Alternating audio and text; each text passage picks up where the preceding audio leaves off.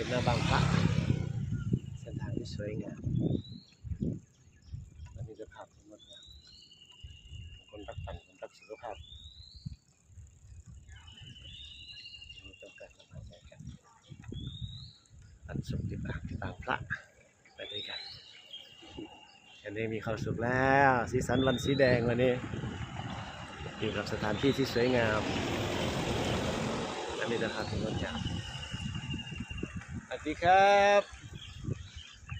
สวยมากเป็นน้ำบางพระเอากำลังกายมาสูดโอโซนเช้ากันอันนี้มีความสุขแล้วตั้งงานชลประทานที่ 9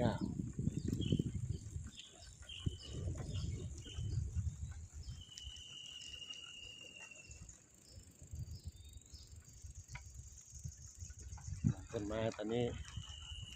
สีเขียวเต็มแล้วประมาณนี้ตำสุกริมอ่างที่บางพระ